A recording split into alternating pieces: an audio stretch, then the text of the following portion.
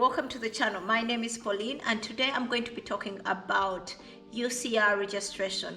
So in order to stay compliant in the tracking business, there's a lot of paperwork that you have to be able to keep filing and keep up to date, keep on top of if you are going to be in the good with the law. So there's a lot of registrations and regulations that have to be adhered to for you not to go into some sort of trouble or land into getting in some pretty hefty fines that might sometimes lead you to get suspended or even closed down completely. One of them is the UCR registration. So in this video, we're going to extensively talk about what UCR is, who files it, is it mandatory, which states participate in it, what are the deadlines, and what happens if you do not file for it. We'll probably go over on the computer and also walk you through the process of how to register this. Most of the time, many companies, when you open up your DOT and MC number with the FMCSA, you get a lot of advertisement through the mail, in emails, sometimes phone calls and text messages telling you, oh, we can do this for you, let us file for this for you at a fee. It ranges between $35, $45. I've even seen up to $100. All of these solicitors come to my mail telling me on how they can be able to file some paperwork for me. One of them is the UCR. So as we are releasing this video right now, it is already mid-season since when it started to be in active force for it to be registered for. So I want to give you this video as a reminder or another nudge for you to be able to go get this done before you end up being on the wrong side of the law. All right, so what is the UCR? The UCR is the Unified Carrier Registration. It is a program that is mandated by the federal government. It is a federally mandated program that has to be participated in by all individuals or companies that participate in interstate commerce operating a motor vehicle. And this has to apply to people who are motor carriers, people who are in the tracking business that operate vehicles. We see that they have trucks that move from state to state. Freight brokers have to file this, freight forwarders do file this, and people who are in international kind of relations, international travel. But we are not going to talk about international travel in this video because extensively, if you have been watching my videos, you know I'm not into that. We are in tracking here and dispatch, and that is where I'm going to focus my efforts today. So now that we have known that it is federally mandated, now that we see that it is federally mandated, when did this start? This started to be in force, or the registration for this was put up in October, and that was on the 1st. So every 1st October for each year, we see that a new filing is opened up. So companies are called upon to come and begin registering for the following year. So since October 2021, the very first day of that month, we were required to start registering for this. And this runs through all the time up to 31st of December, meaning after 31st December, 1st January of 2022, enforcement begins. When we say enforcement, what does that mean? It means you who has not filed for this by that time, if you ever get pulled over and you don't have this document that is updated to be able to show to the officers or the DOT guys, if they pull you over, you're gonna have some sort of penalty that you could be fined, and it might not be so good, putting that record on your company going forward. So you want to pay attention to this and quickly get it registered, because it is quite, the thing that they require us to have if we are going to be participating in this kind of business. So coming to the registration fees, the UCR program has different categories when it comes to the amount of fees that is paid out by different companies. If you're operating between 1 to 2 motor vehicles, we see that you pay $59. Then 3 to 5 vehicles, it is $176, and then 6 to 20 vehicles is $350, and then 21 to 100 vehicles is about $1,224, and it keeps on increasing depending on the number of vehicles that you operate in commercial business across the states of the United States. So that is just going to be depending on which kind of company you are, how big you are. So just go onto the website and look at it and see which one you are going to be paying out this coming year. And then when we go and look at the participating states, so some states do not participate in this program.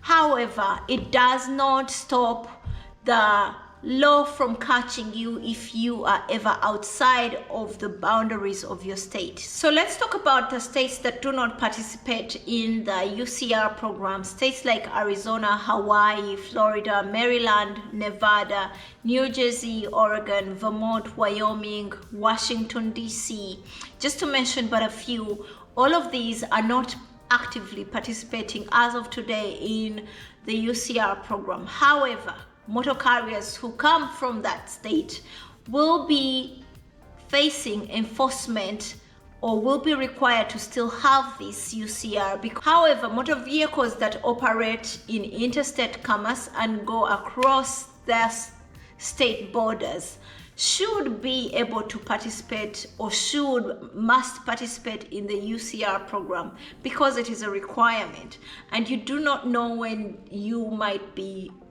inspected. Your vehicle might get inspected in another state that participates in the UCR program. So just having it to keep everything safe, because when you chose to do this business, you chose to adhere to all the laws that apply to the United States. And it being a federal program, it doesn't matter which state you're coming from. Yes, your state might not actively be participating in this, but to be on the safe side, I'll just do it and have it on file. It is better to be safe than sorry. So just have that filed away for the coming next year before it gets bad for your business. Then let's just go to the computer right now and talk through how to register this, how I would be able to go about registering this. I'm not going to be hiring any other third parties to do this for my company. So I think this should be, some kind of show that you are able to do this for yourself and save some little money over there. So let's just go to the computer. If you like this kind of content or anything to do with compliance, remember to watch that video up in the little corner there, and we shall be proceeding on. All right, so the website is www.ucr.gov. You click on it, you will be taken to this page. So again, you see the important announcements here are the system is now accepting registration for 2022, and then as of September 30th of 2021, the UCR.gov website will no longer accept registrations for 2020. So every September 30th, I want to think that the previous year's registrations are closed out, so they no longer accept them. They're only accepting registration for 2021. And now for the people who are up to date, we are seeing the registrations for 2022. Here you are required to put in your DOT number. Again, they ask you to re-enter your DOT in this little box. I will re-enter it. You can't paste it, so you have to type it out again. Press continue. If you are a carrier, you will bring up your carrier information here, your DOT, your legal name, your DBA if you have doing business as, and then your principal address, mailing address, and the base state of your registration. So here you're required to register the one for 2022. You see that this is the section that has the year status, action, edit, and cancel. So for 2021, there's already a registration here. This person has already registered for their company here. So to register now, you click on that, and then it will ask who is creating this registration. This is where somebody who is authorized to do this will put in their first and last name. So if I put in Paulina and my last name Nabachwa, and say I agree that I am certified and the proper authorized person to perform or modify the UCR registration information for this DOT for the year 2022. You click on the next, it will ask you what kind of carrier classification you're in. So because this is a motor carrier who is operating motor vehicles interstate, they will choose motor carrier. There's motor private carrier, freight forwarder, broker, leasing company. All of these are also registered.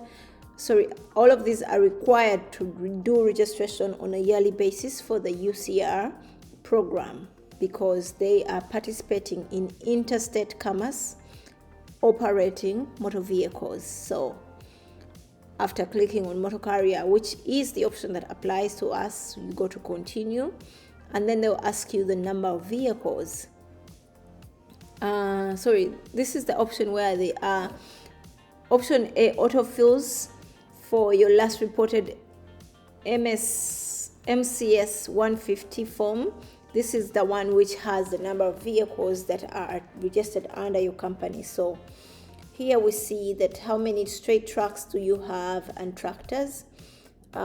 It has in the system as having one vehicle. If you ever added other vehicles in the year, you can add like 2, and then it will give you a total here of 3, which is the main straight truck which you started with, and then the additional vehicles you added on. Then you click to continue. The next section is the billing. Here, as you can see, if you click on continue, it will say, did you include all interstate commercial vehicle greater than 10,000 operated on the date of your last MCS 150 update? If yes, click continue. And then here you put in your payment information, which is something we're not going to do because we're not filing for this for sure. We're just walking through the process.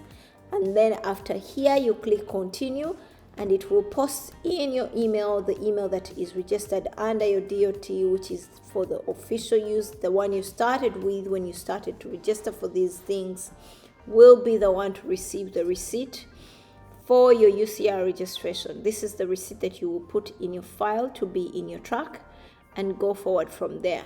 Then you are all set for the following year.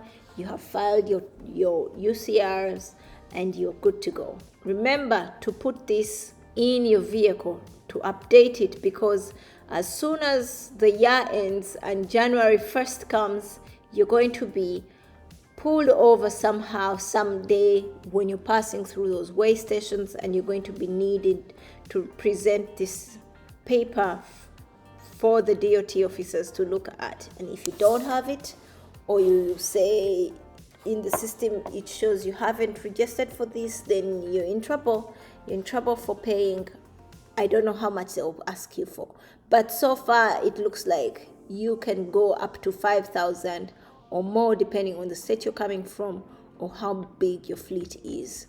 All right, thank you for watching. I will see you in the next one. Okay, goodbye.